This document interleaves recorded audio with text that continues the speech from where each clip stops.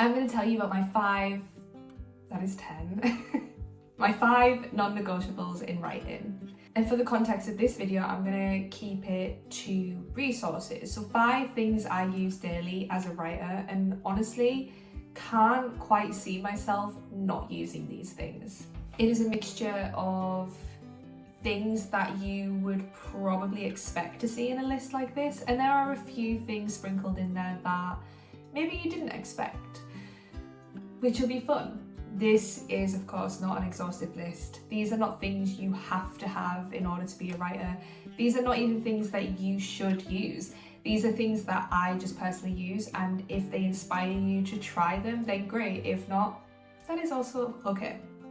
I have been a writer for 9 years now, and there have been things that come and go in terms of resources, and some serve a purpose during a particular point in my writing.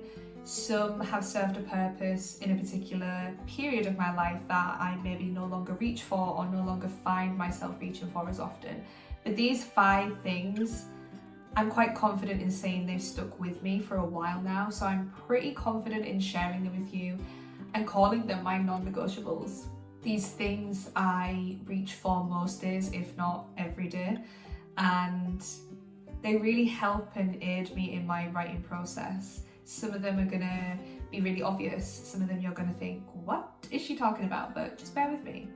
I promise I will explain all of them in detail and hopefully make sense of why it is I reach for them as often as I do. There are, of course, lots of things I use to help me in my writing, but I'm gonna stick to 5 because honestly, I don't think you guys want to watch a 10-hour video of all the things I use. I've broken it down into 5 things that I reach for the most. I will also talk about the cost of these things because, you know, it is important to acknowledge that not everyone is going to be in a position to purchase certain subscriptions or certain items, and I have deliberately picked some things that don't actually cost any money or don't have to cost much money. There are obviously limitations on these kind of things, and like I said, this isn't an exhaustive list. This isn't, you must have these 5 things to consider yourself an author. Absolutely not. You have to do what's right for you. But without further ado, let's get into it, and hopefully some of these things might inspire you to try them. It isn't sponsored either, not quite there yet in my career. These are just 5 things I genuinely like. So let's have it. As I go through each item or resource, I will talk about the price of these things, and at the end I'll divvy it all up and we can get an overall picture of what it costs for me to maintain the things that I use in my writing career. You know, just for fun, why not?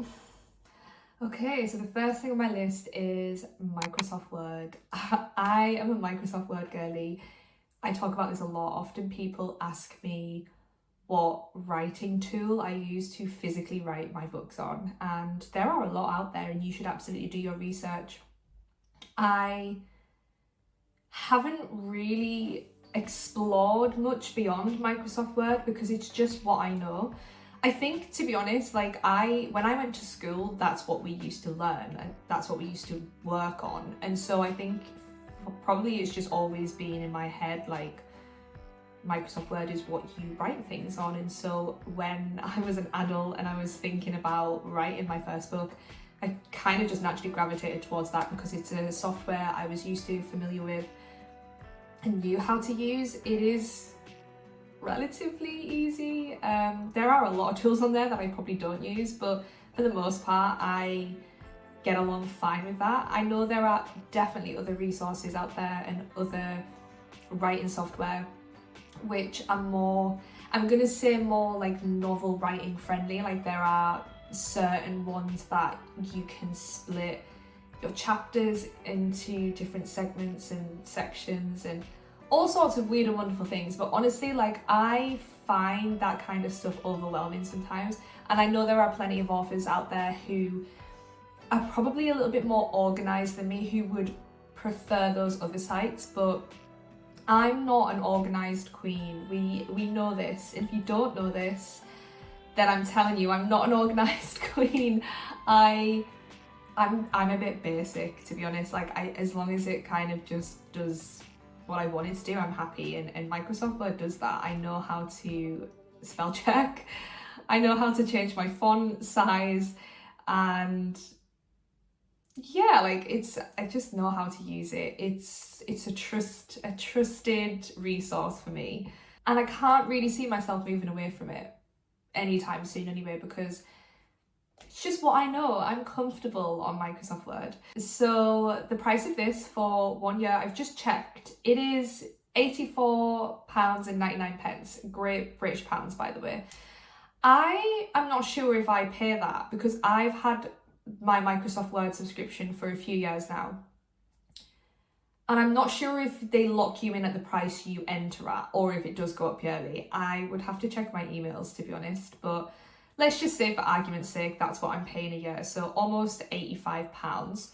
And that's for a whole year. What I will say though, just as a little disclaimer, we who purchase this, you don't just get Microsoft Word and that, you get all of the others as well. So you get, I think, like a email server and, you know, like Microsoft Excel, Publisher, all those things.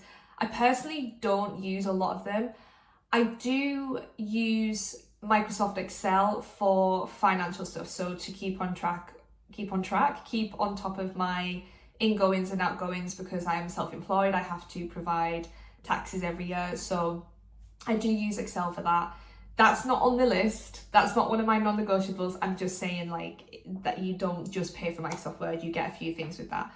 But yeah, £85 for a year is worth it, in my opinion. And I literally use it every day to write with. So as you can imagine, it is a non-negotiable, and probably a one you expected to be on the list. There's going to be some kind of writing resource that authors are going to need access to, and often those things are subscription based. You absolutely don't need them. I have written a book on my phone before. I talk about this story quite a lot, and that book, to be fair, went viral. It is still to date my best-selling book, and it's still, what, 5-6 years later, is my most best-selling book. It is the book that brings me the most money. So what I was writing on didn't impact the quality of the book, clearly, because it earns me the most money to this day still. But yeah, you know, there are ways around it. You can absolutely write on your phone. You can write on your notes app. You can write on pen and paper if you want. There are honestly no rules, but it is obviously a lot easier to have these resources and this software, because, you know, they're going to have tools that you need in order to structure your book. I'm thinking more in terms of the formatting, because if you do decide to self-publish, or you decide to traditionally publish, at some point you're going to need to upload some kind of file to someone or to some system. And that's where things like Microsoft Word or Scrivener are going to come in handy. Microsoft Word girly through and through. I love it. Number 2 on my list is Spotify. And really any kind of music subscription app would work in this case. It doesn't have to be Spotify, it's just the one I happen to use. Now, you can pay for Spotify Premium, I think it's maybe called. I personally don't pay right now. The non-premium version works just fine. I think you can access it offline, but my phone bill has unlimited data anyway, so I just connect to my 4G and it works like in the car and when I'm out and about anyway. The only downside, I guess, would be that I think it's every 30 minutes or so you get like a minute and a half of ads, which I can live with. And also you are only allowed, I think, 5 skips an hour, something like that. Don't quote me on this, but this is kind of what I'm dealing with the non-premium. Dealing with, like, it's a real hardship. I don't mean dealing with, I just mean that's that's what you get if you don't pay for premium. But honestly, again, I can live with that. And actually what that means is I don't skip as often, like I don't skip songs as often. And so sometimes I end up listening to songs that I don't feel like maybe listening, but actually I end up having a great time listening to it, you know? So it's actually kind of a good thing sometimes. I really love Spotify because I love music association when it comes to my novels, and particularly when I'm writing scenes. So I've spoke about this quite a lot before, where I write certain scenes to certain types of music. So at the moment I'm very proud of this, by the way. I have a playlist, like it's my female rage playlist, and it's just full of songs that make me feel so empowered as a woman. And as you guys know, Project Anarchy is a female empowerment piece of literature, and so I love listening to those kinds of songs when I'm writing the book. It really helps me get into the right mindset. It helps me feel my characters more. And I have on occasion been known to create different playlists for different types of scenes. So if I'm writing a fighting scene, for example, the music will be like really epic, really high stakes, like lots of violin, strings, like really, you know, high intensity music.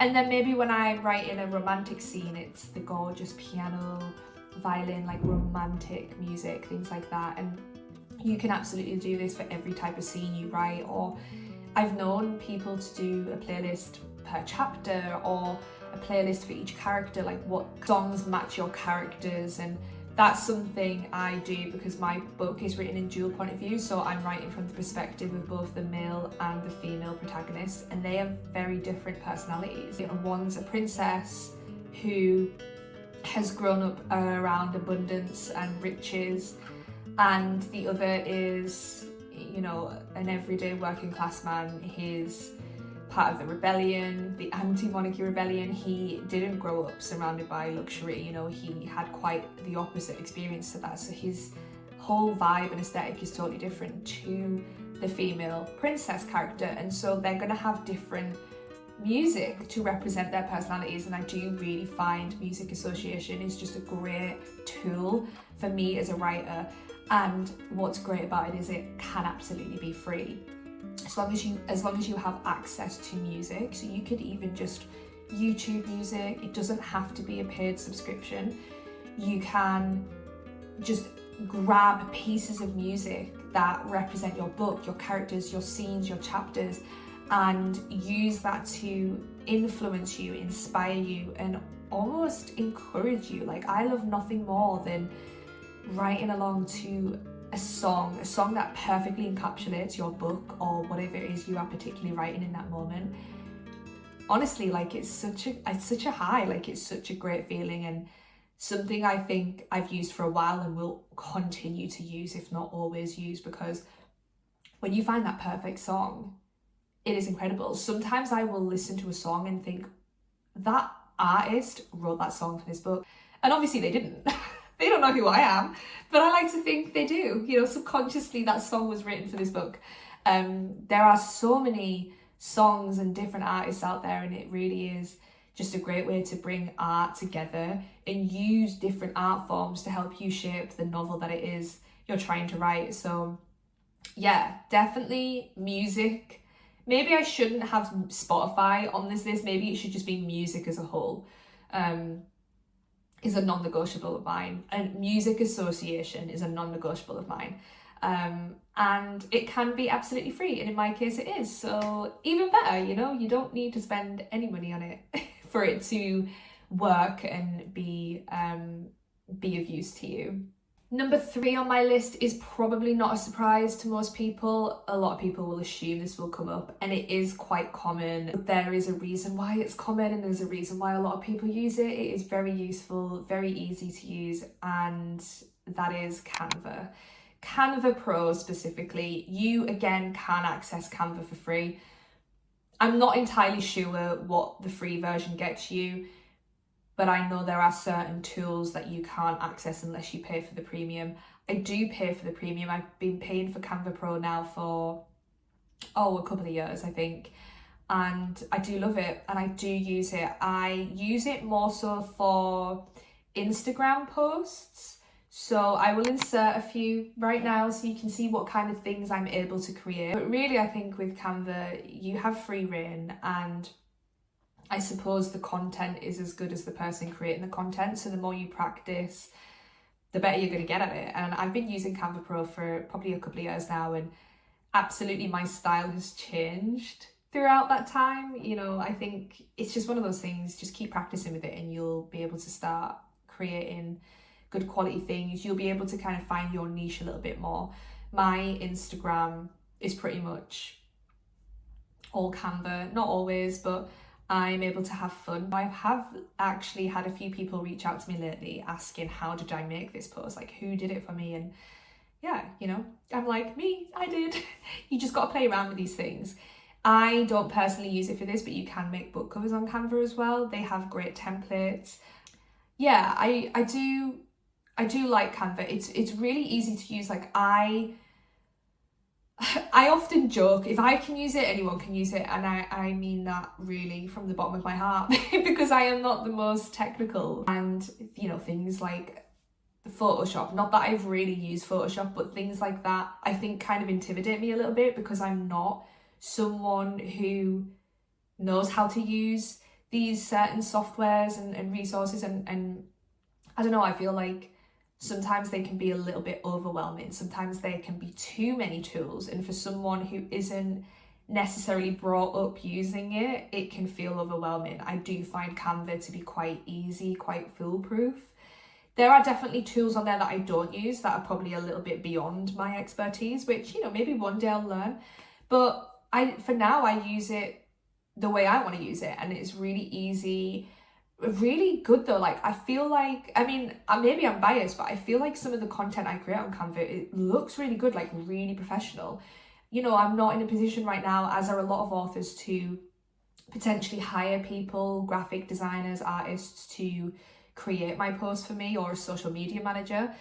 Those are things that, you know, maybe come later on in a person's career. So when you are starting off but you want to be active online and social media and things, Canva Pro is a great tool for you to use. And I think it's really great to understand what goes into these kind of things as an author. So maybe one day when I am in a position to hire someone, I know what kind of work goes into it. And so I'll be able to kind of, I don't know, sympathize with that maybe a bit more, provide the right information, give the correct timelines to people who are perhaps going to be creating things like that for me in the future.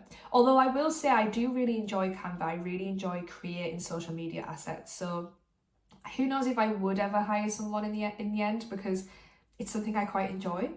But yeah, you know, Canva Pro is very, very useful. It doesn't have to be that complicated. Like I said, you can access it for free. What I would recommend is, if you don't yet have Canva Pro and you're looking for something like it, you know, go on the free version and play around. You might even be able to do like free trials of the premium. I'm not sure, do your research, but couldn't recommend Canva Pro enough. I know a lot of authors use it. I think a lot of creatives use it, actually, not just authors. It is a really useful tool. I currently pay £10.99 a month. Because if I transferred to the yearly subscription, like the annual one, I probably could get it a bit cheaper, but let me make a mental note to do that. For now, I'm paying £10.99 a month. That is worth it, in my opinion. I do use it most days. Oh, I also use Canva to edit these vlogs. I totally forgot about that. Yeah, so you wouldn't be here right now if it wasn't for Canva Pro. Yeah, no, I did. I forgot about that. I do use Canva to edit the vlogs. I will say, Canva's not the best for vlog editing.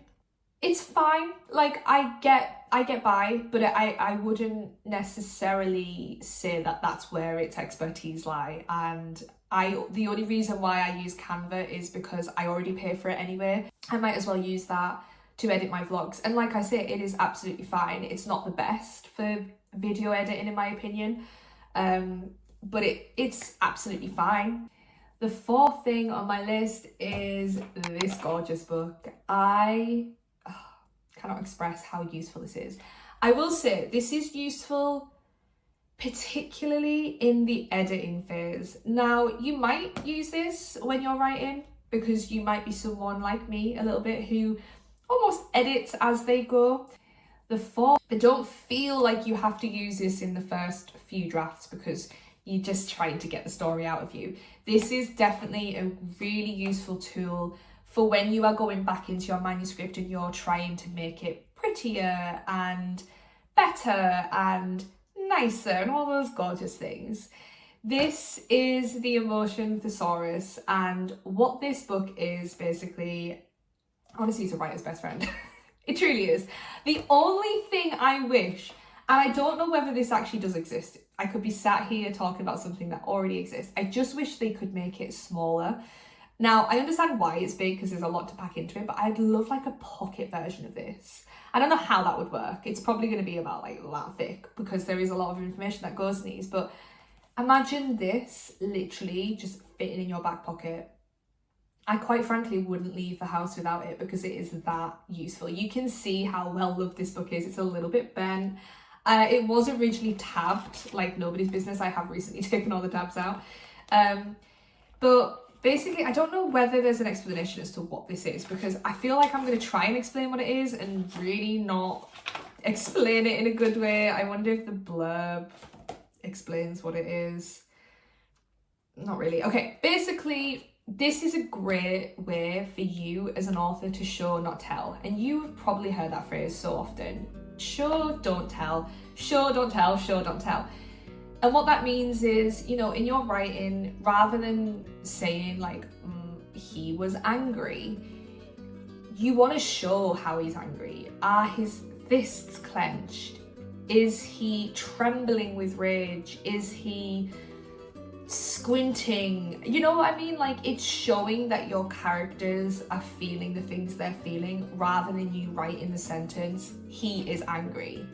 They are tired. She is happy. Like, that's boring. We don't want to know that they're happy, bored, tired, frustrated. We want to see it.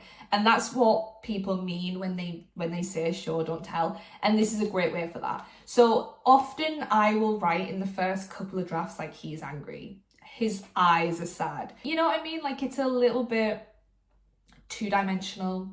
It's a bit boring. However, what I will say is it does serve the purpose. In that moment, in those first couple of drafts, your brain is often working faster than your hands are typing. And so you just need to get it out quickly. He is angry. Just write it down. It's absolutely fine. Then what you do is you go to your Emotion Thesaurus, your best friend.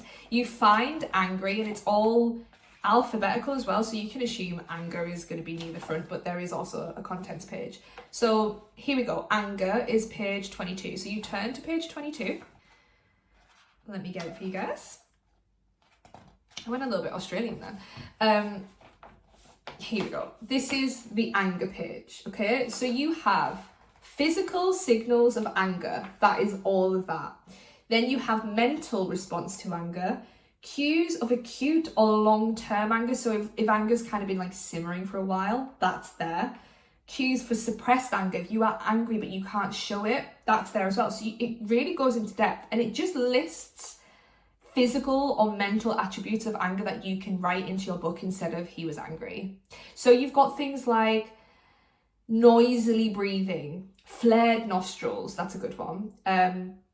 Reddening of the face, lips curl or flatten, deepening of one's tone. So yeah, you know, you could start talking about how his lips curled in an aggressive snarl.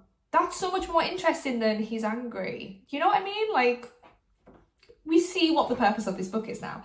And I just love that you get mental cues and long-term anger, suppressed anger. It really goes into detail. So most often used emotions are in this book. You know, you've got, let me just go and like list off a few of them. I won't do the whole thing obviously, but yeah, you know, you've got anger, curiosity, denial, eagerness, gratitude, frustration, paranoia, surprise, shock, terror, uncertainty, worry, hopefulness, irritation, jealousy.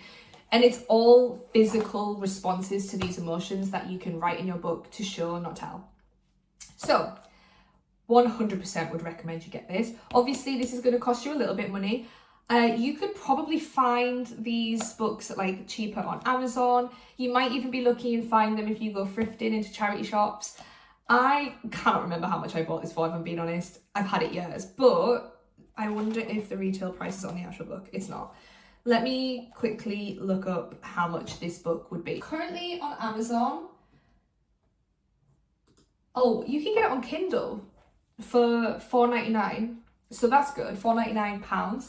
The hardback or paperback, £14.30 currently on Amazon. So let's just say £14.30 if you did want to get the physical copy. It is really handy to just like flick through this and take it with you whenever you want. So £14.30 for this.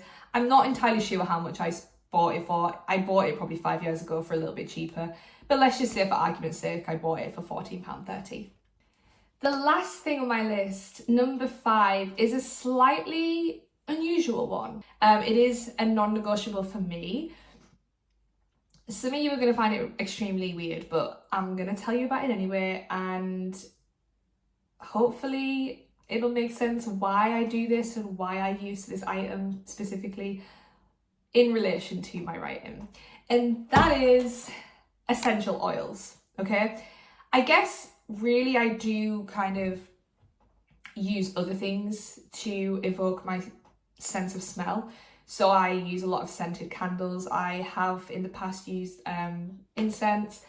I love essential oils. Basically, I use my sense of smell more than all of my other 5 senses or my other 4 senses, should I say, because I have 5 in total. Do you know how sometimes people will like listen to a song and it will immediately transport them back to a period in their life, whether that be a good period or a bad period, or it reminds them of something that happened a couple of years ago, a couple of months ago? Well, I do that with smell. And when I smell like, say, someone's perfume, and I will immediately be transported back to a time when I smelled that perfume in the past, like a nostalgic thing, I don't know. But anyway, getting back to the point, how do I use it in my writing? Because I bet you're all thinking, what? There are multiple ways that I can use smell to enhance my writing experience. And one of those ways is quite a literal way, in the sense of my characters, mainly my main characters, but obviously side characters as well, if you wanted to do this, have a signature scent. So currently in Project Anarchy, my female protagonist smells like vanilla, and my male main protagonist smells like peppermint and pine. And so I will get those scents in, whether it's a candle or essential oil, and I will burn those scents as I'm writing a scene. And it's just a really fun way to get into the mindset of your characters or the book. And you can do this a bit more broadly if you want. Maybe your entire book has a scent and you can pick the scent, and that's the fun part, and it's the creative part, and you get to be creative here. Like, does your book smell like, you know, like a tobacco-y, whiskey, musky scent? And if so, can you get that in candle form? Can you get that in an essential oil? Does your character smell like rose petals? Does your fight scene smell like, I don't know, lavender? Maybe it takes place in a lavender meadow or something like that. You know, just have fun, go a little bit crazy with this. Like I said, my character, my male main character smells like peppermint and pine. So I have that scent in here, and I will often either put it in my machine or rub it on my wrist as I'm writing his perspective, and the room just smells like him. And then I'll do the same for the princess, the female main character. Her scent is vanilla. You can do this with perfume. It doesn't have to be a candle or an essential oil. You can make your room smell like your characters, your books, the setting. If I'm writing a scene that's taking place in a lavender meadow, I will use a lavender room spray, and I will just make sure my office smells like I'm in that lavender meadow. And it really brings you into the story you're trying to tell. And I just love that. I think it's such a fun way to evoke senses in you, the writer, so that you can create the best version of the book you can for your readers. You know, if you feel like you're in that lavender meadow with your characters, then you're gonna write an incredible chapter. Like, absolutely, you're gonna be so fully immersed in what it is you're writing. That's gonna show through in your writing. And I think it's just super fun, and I love that. And because my human design has stated that I use sense of smell in this way, it's like my strongest scent, I 100% use that to my advantage, and I do so by trying to, I don't know, smell like my characters, I guess. And that's it. That is my list of 5. I nearly went to do it again. I was like, 5? Guys, look, I'm a writer, right? I'm not a mathematician, but I do know how to count to 10. 5. That is the end of my 5. Jesus Christ, I keep doing it. Like, what am I doing, jazz hands? 5, Becca, not 10, 5. Yeah, that is the end of my list of the 5 non-negotiable items that I use every day or reach for every day in my writing, and the grand total is £115.28. So that is obviously with the Microsoft Word subscription, that is majority of that, and that does last a year. The Emotion Thesaurus, once you've got it, that's it for a lifetime. Candles last quite a long time, essential oils last a long time. I'm pretty sure I've had my little kit for like well over a year now. They last quite a while. Yeah, Canva is a monthly subscription, although can be a yearly subscription, and the music stuff can be free. So I think all in all, that's not a bad price for what I get and for the amount of time I get it as well.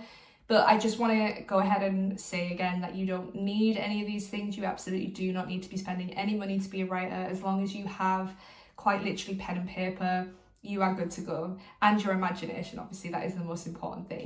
But I just thought this was a fun video to create and to talk about some of the things that I reach for every day in my writing, some of the things that I personally love to do, and share them with you guys in the hopes that maybe it can inspire you to try some of these things if it feels good to do that. If you do try any of them, please do let me know, like put in the comments which one you're maybe going to try, or which one you have tried and you like, which ones don't you like I've said like a lot in that sentence, but you know, just let me know which ones work for you and which ones don't, or which ones you're maybe going to try out now that I've talked about them. But yeah, that is my 5 things I reach for, 5 non-negotiables in my writing. I hope you liked this video. If you did, make sure you give it a like and don't forget to subscribe. And let me know if there are any other videos in this kind of style that you would like me to do more of, a list sort of structure to the YouTube video for that week, because I've really had fun creating this for you, and yeah, I would like to do more. Thank you for watching, and I will see you next week.